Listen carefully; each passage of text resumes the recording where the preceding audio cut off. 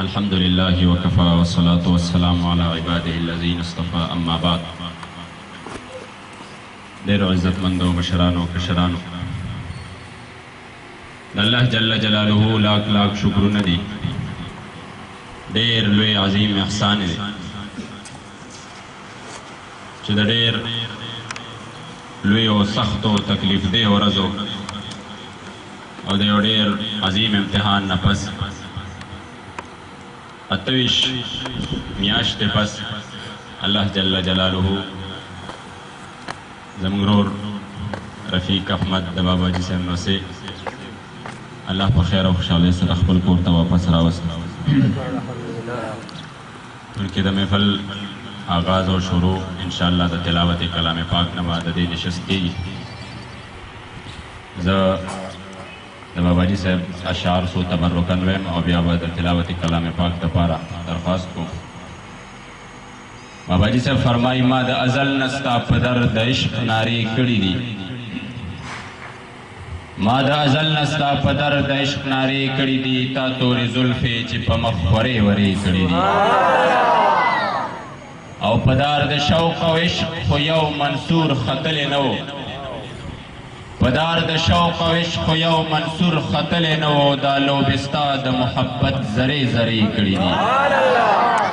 پهلوانان ځوانان په لار ستا د غرور په قدم هزار هزار ځل ستا غیرت خاورې ایرې کړي دي، او عرش د عظمت په بام ولاړ د خپله زوره نه دی، عرش د عظمت په بام ولاړ له خپله زوره نه دی، نه یې په خپله لوړې لوړې منارې کړي دي.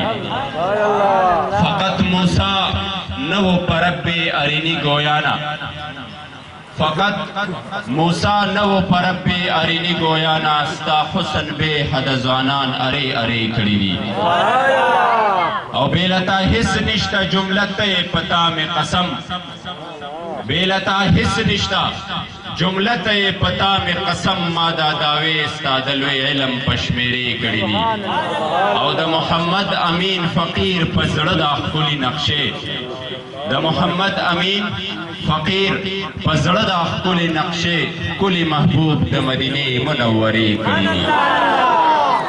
د دې محفل آغاز او افتتاح د تلاوت کلام پاک نه کول غواړم، او دا زمونږ او ستاسو خوش قسمتي ده چې الحمدلله فخر القراء زینت القراء جناب حضرت پیر طریقت رہبر شریعت جناب صاحبزادہ شاہ محمد صاحب نقشبندی اغی مبارک تشریف فرما دی، او سره د تکلیف نه بیا هم زه به ورته درخواست وکړم چې دلته په دې ښکلي او بابرکته محفل کې د قرآن پاک د تلاوت کلام پاک نه یو څو مبارک آیاتونه ولولي او زمونږ او ستاسو زړه او روح ته تازګي ورکړي.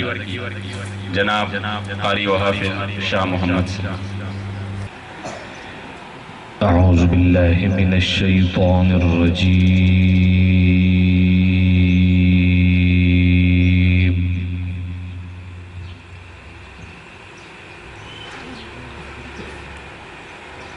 بسم اللہ الرحمن الرحیم.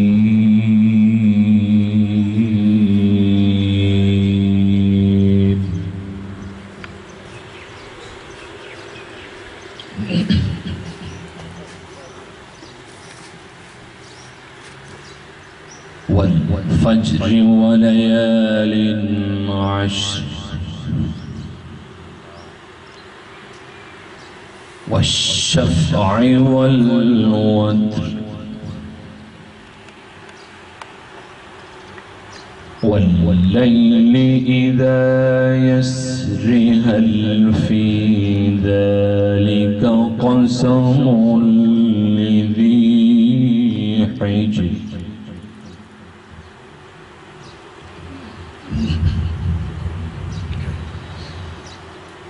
ألم تر كيف فعل ربك بعاد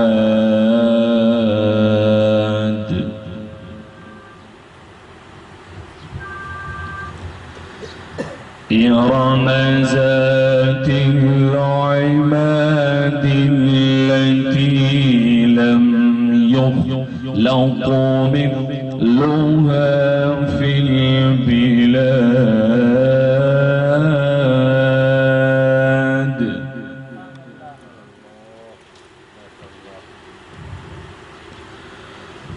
وثمود الذين جابوا الصخر بالواد.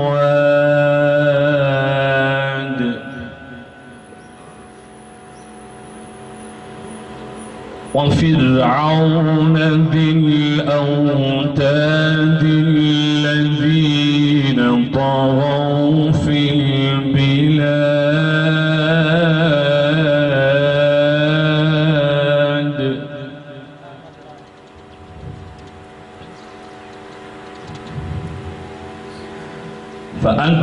فأكثروا فيها الفساد فصب عليهم ربك صوت عذاب.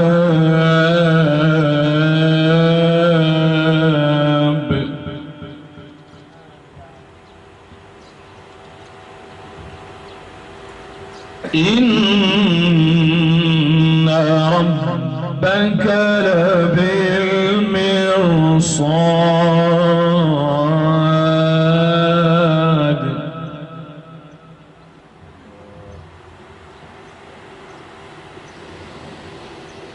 فأما الإنسان إذا ما ابتلاه ربه فأكرمه ونعمه فيقول ربي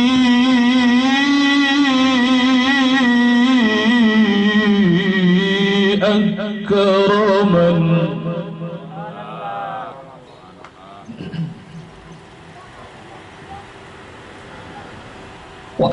وأما إذا ما ابتلاه فقدر عليه رزقه فيقول ربي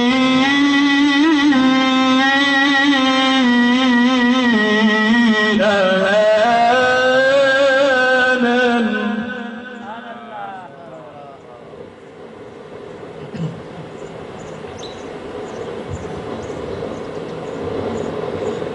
كلا بل لا تكرمون اليتيم ولا تحاضون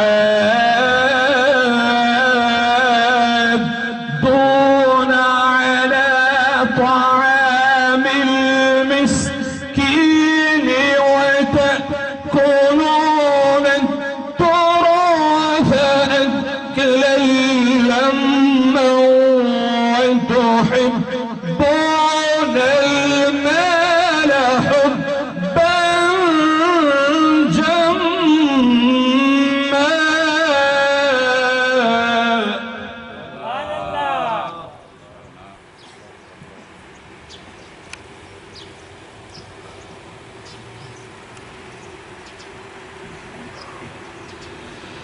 كلا إذا دكت الأرض دكا دكا وجاء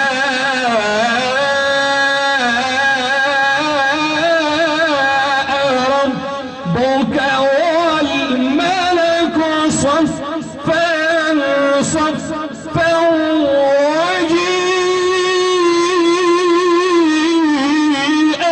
يومئذ بجهنم.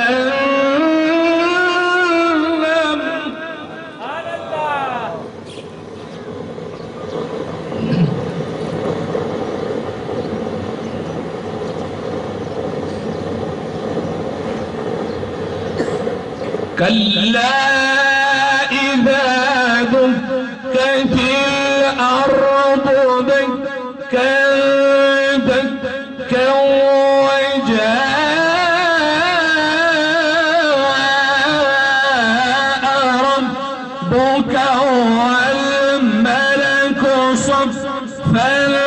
صفا وجيء يومئذ بجهنم يومئذ يتذكر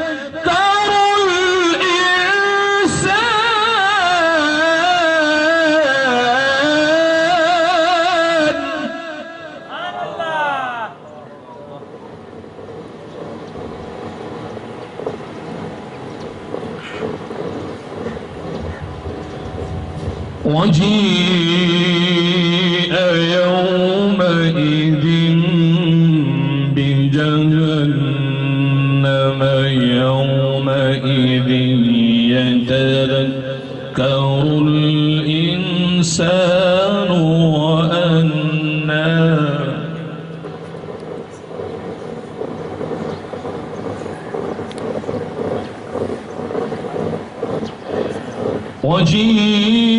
وجيء يومئذ يتذكر الإنسان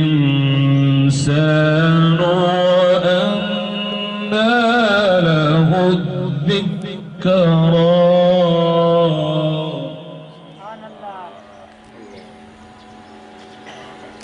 يقول يا ليتني قدمت لحياتي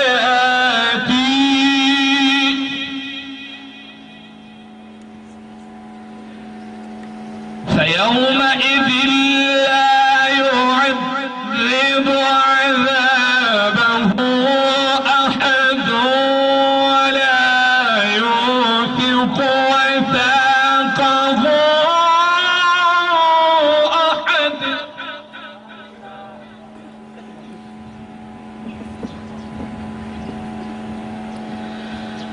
يا أيتها النفس المطمئنة ارجعي إلى ربك راضية مرضية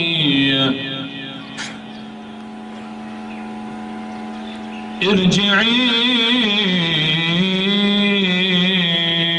إلى ربك راضية مرضية فادخلي في عبادي وادخلي جنتي.